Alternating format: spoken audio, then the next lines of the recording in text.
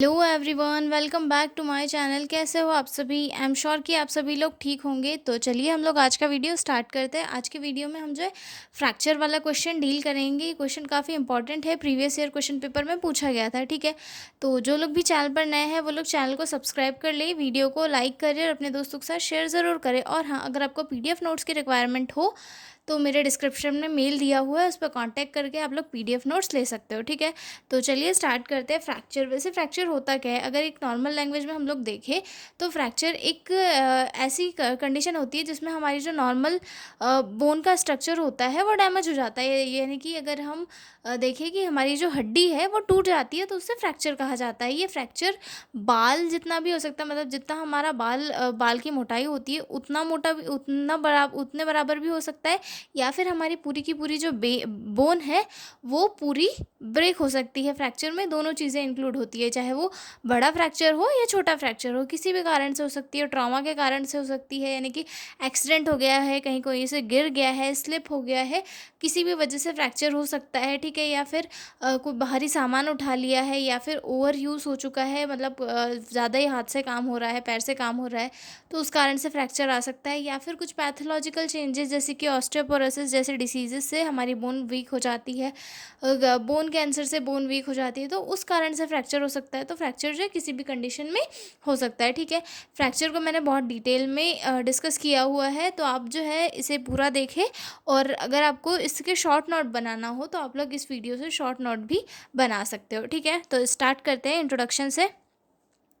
A fracture is a medical condition where there is a break और crack in a bone. मतलब fracture जो है एक ऐसी मेडिकल कंडीशन है जिसमें कि हमारी जो बोन है उसमें वो पूरी तरह से टूट जाती है या फिर क्रैक आ जाता है। ठीक है, it can range from a small hair line crack to complete break in the bone displacement. मतलब ये जो है एक स्मॉल हेयर लाइन क्रेक जैसा भी हो सकता है, या फिर कंप्लीट ब्रेक भी हो सकता है बोन का, या फिर डिस्प्लेसमेंट भी हो सकता है। ठीक है, fracture can occur due to trauma such as accident, falls और डायरेक्ट ब्लॉस। यानी कि जो फ्रैक्चर है वो किसी ट्रॉमा के कारण, किसी एक्सीडेंट के कारण या फिर गिरने के कारण भी हो सकता है। ठीक है, some fractures happen due to underlining diseases जैसे कि ऑस्टियोपोरोसिस और bone cancer, this are called pathological fractures. मतलब कुछ फ्रैक्चर जो है पैथोलॉजिकल चेंजेस की वजह से भी होती है, जैसे हमारे बॉडी में कुछ पैथोलॉजिकल चेंजेस होते हैं उनकी वजह से भी फ्रैक्चर होते हैं, जिन्हें पैथोलॉजिकल फ्रैक्चर कहा जाता है। जैसे कि ऑस्टियोपोरोसिस में बोन क्या हो जाती है, वीक हो जाती है। बोन कैंसर में हमारी बोन वीक हो जाती है, तो आसानी से मतलब ब्रेक हो जाती है। ठीक है, उसके बाद आता है bone are rigid but can break when the force applied is more than strength. मतलब बोन्स जो है मतलब स्ट्रांग होती है, कड़क होती है, लेकिन जब उनके ऊपर उसकी जो स्ट्रेंथ है उससे ज़्यादा फोर्स लगाया जाता है तो वो उसमें फ्रैक्चर या फिर क्रैक हो सकता है। ठीक है, the severity of fracture depends on the type of bone location and force of injury। मतलब किसी भी फ्रैक्चर का जो है मतलब जो फ्रैक्चर है वो कितना सीवियर है, ये इस चीज़ पर डिपेंड करता है कि वो बोन कहाँ की है और वो उसको जो है चोट कितनी ज़्यादा गहरी लगी है। मतलब मान लो एक छोटा सा क्रैक आया है कहीं पे, वो दीवार से दीवार के कारण या दीवार पे जाके गिर गया, या फिर थोड़ा सा कहीं से स्लिप हुआ तो थोड़ी सी हड्डी क्रैक हुई, तो ये माइनर इसमें आ जाएगा।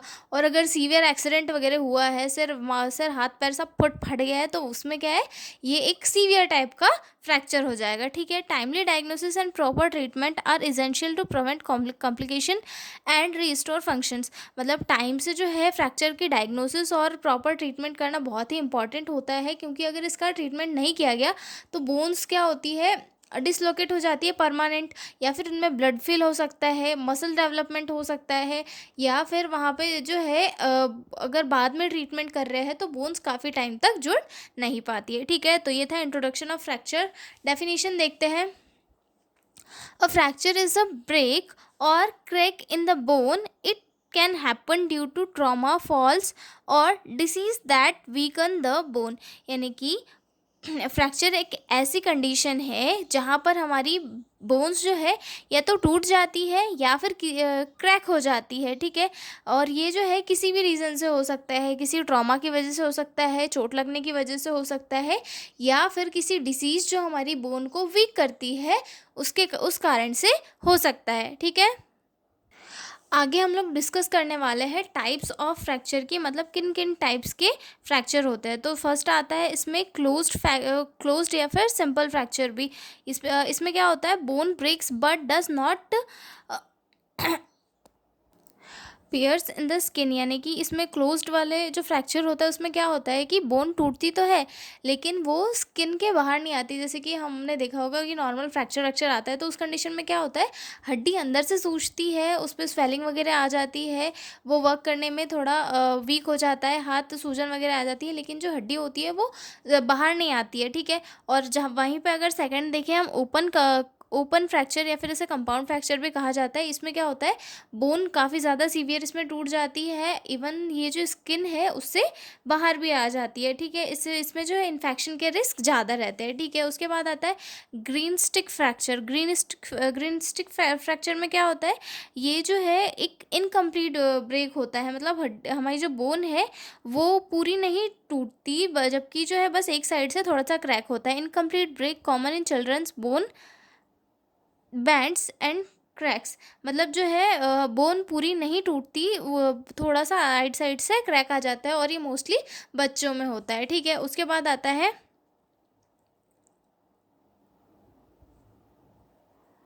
कॉम्बिन्यूटेड फ्रैक्चर, यानी कि इसमें क्या होता है, बोन ब्रेक्स इनटू 3 और मोर पीसेस। जो बोन है वो बहुत ज़्यादा पीसेस में टूट जाती है। जैसे एक्सीडेंट होता है तो उस टाइम पे क्या होता है, पर्सन की बोन, हम बोलते हैं ना, हड्डी यहाँ से भी टूट गई, यहाँ से भी टूट गई, यहाँ से भी टूट गई, 3-4 टुकड़े हो गए, तो उस कंडीशन में उस कंडीशन को क्या बोलते हैं, कम्युनिटेड फ्रैक्चर बोलते हैं। और इसमें जो बोन है वो काफ़ी ज़्यादा पार्ट में टूट जाती है, ठीक है। उसके बाद आता है ट्रांसवर्स फ्रैक्चर। ट्रांसवर्स फ्रैक्चर में क्या होता है, break in a straight horizontal line across the bone, मतलब जो है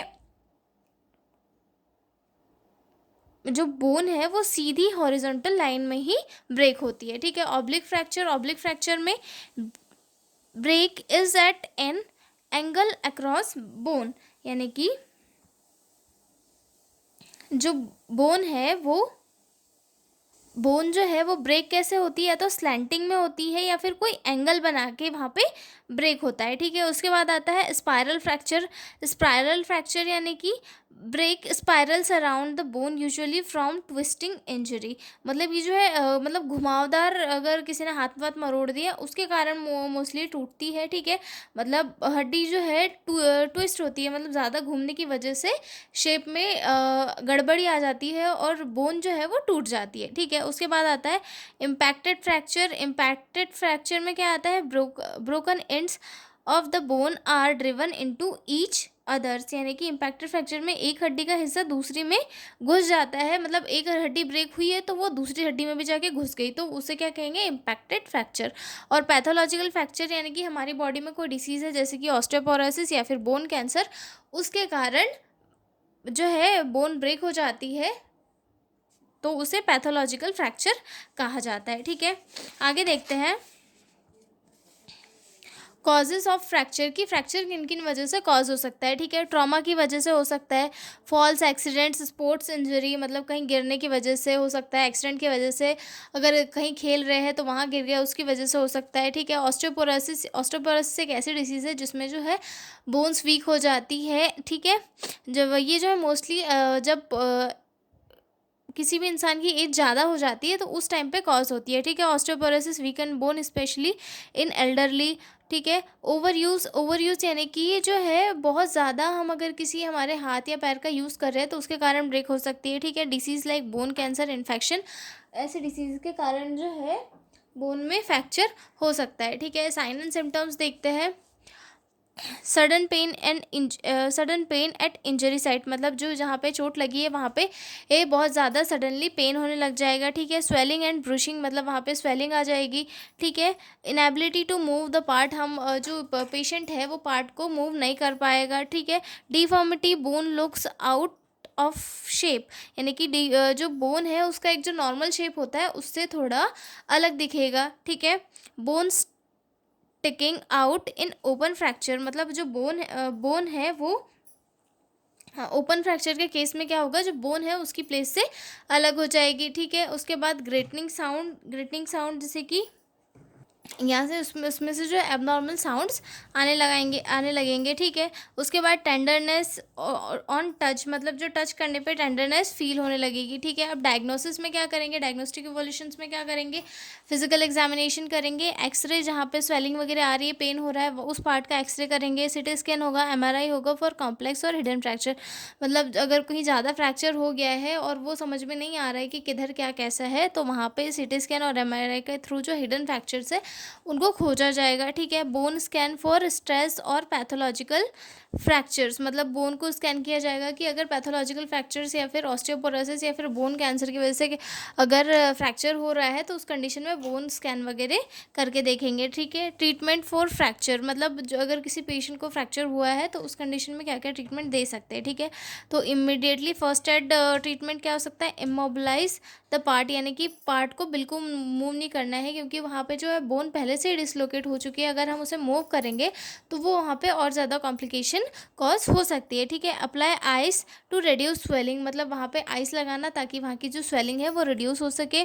cover open wound with clean cloth, अगर वाउंड जो है ओपन है, बोन स्किन से बाहर आ चुकी है, तो वहाँ पे हमें जो है एक क्लीन क्लॉथ से उसे क्लोज करना है, ठीक है। उसके बाद मेडिकल ट्रीटमेंट में क्या क्या देना है, सबसे फर्स्ट आता है इसमें रिडक्शन, ठीक है। रेडिशन यानी कि हड्डी को जो है सही जगह लाना होता है, जो डॉक्टर्स करते हैं, ठीक है। रेडक्शन यानी कि एलिंगिंग ब्रोकन बोन्स, यानी कि जो बोन्स है उन्हें उनकी जगह सही जगह पे लाना है, ठीक है। क्लोज रिडक्शन विथआउट सर्जरी, मतलब अगर जो बोन है वो क्लोज, मतलब अंदर से उसमें स्किन ब्रेक नहीं हुई है, स्किन से जो वो बोन है वो बाहर नहीं आई है, तो उसे क्लोज रिजेक्शन यानी कि विथआउट सर्जरी के वहाँ वहीं के वहीं जो स्प्लिंट वगैरह लगा के, हमने देखा प्लास्टर वगैरह लगा के जो है ट्रीटमेंट दिया जाता है, ठीक है। ओपन रिडक्शन, अगर वो जो बोन है वो स्किन के से बाहर आ गई है तो उस कंडीशन में सर्जरी के थ्रू जो बोन है उसे ठीक किया जाएगा, ठीक है। इमोबिलाइजेशन यानी कि जो बोन है उसे उसकी जगह पे, मतलब स्पेस पे होल्ड करके रखना है ताकि वो वहाँ पे अच्छे से स्टिक हो सके, ठीक है।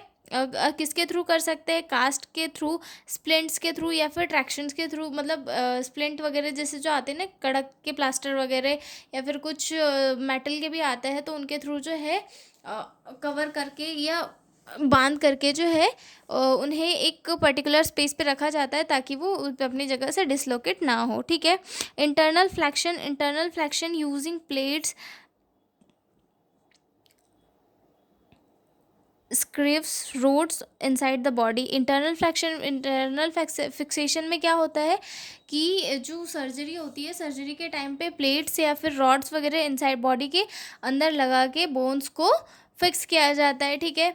उसके बाद आता है एक्सटर्नल फिक्सेशन में क्या होता है, metal frame outside the body connected to bone, मतलब जो मेटल की जो फ्रेम्स होती है उनको बॉडी के आउटसाइड रख के जो है बोन को करेक्ट किया जाता है, ठीक है। Rehabilitation exercise to restore moment and strength, मतलब रिहैबिलिटेशन जब जो प्लास्टर वगैरह वो उतर जाता है तो उस टाइम पे पेशेंट को एक्सरसाइज वगैरह करवा के बोन्स को प्रॉपरली किया जाता है, ठीक है। उसके बाद आता है कॉम्प्लिकेशन से पे कि जो कॉम्प्लिकेशन क्या क्या हो सकते हैं, ठीक है। फ्रैक्चर के कारण इन्फेक्शन, जो अगर ओपन फ्रैक्चर अगर हुआ है तो वहाँ पे अगर ट्रीटमेंट नहीं किया है तो उससे इन्फेक्शन कॉज हो सकता है, ठीक है।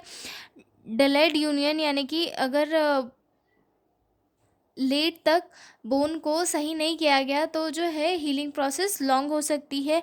Non union bone does not heal, मतलब बोन जो है वो प्रॉपरली हील नहीं हो पाएगी, ठीक है।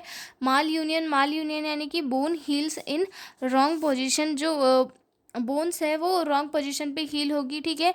फैट एम्बोलिज्म यानी कि जो फैट है वो ब्लड के अंदर इंटर हो सकता है, ठीक है। कंपार्टमेंट सिंड्रोम यानी कि pressure buildup inside the muscle.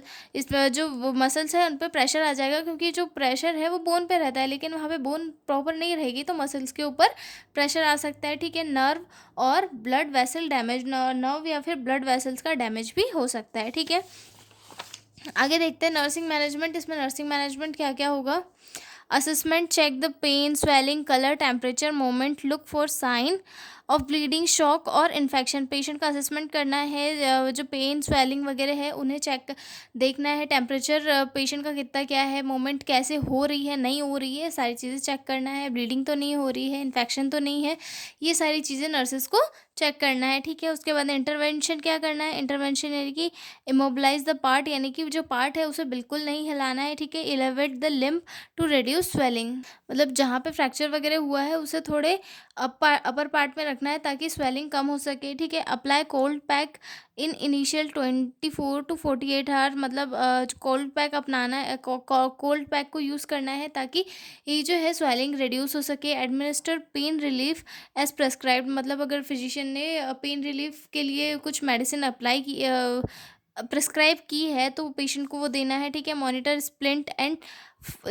Splint for tightness circulation, जो स्प्लिंट है उसकी टाइटनेस प्रॉपरली चेक करना है कि ये टाइट है या नहीं है। ठीक है, provide wound care if open fracture, मतलब वाउंड केयर देनी है पेशेंट को अगर ओपन फ्रैक्चर है तो उस कंडीशन में। ठीक है, encourage breathing exercise to prevent lung problems, patient को जो है ब्रीथिंग एक्सरसाइज करवानी है ताकि लंग प्रॉब्लम कॉज ना हो। ठीक है, educate about nutrition for bone healing, मतलब पेशेंट को जो है बोन हीलिंग के लिए क्या क्या डाइट लेनी है, जैसे कि प्रोटीन्स लेना है, कैल्शियम लेना है, विटामिन डी वगैरह लेना है, इन सारी चीज़ों के बारे में एजुकेशन देना है। ठीक है, teach patient about mobility aids, जैसे कि क्रोचेस, वॉकल, मतलब वॉकर या फिर अदर थिंग्स, मतलब कि अगर पैर वैर में चोट लगी हो तो आपको वॉकर वगैरह के थ्रू कैसे चलना है, इन सारी चीज़ों के बारे में एजुकेशन देना है। ठीक है, help with psychological support, patient को साइकोलॉजिकल सपोर्ट देना है ताकि उनका जो स्ट्रेस है वो रिड्यूस हो सके। ठीक है,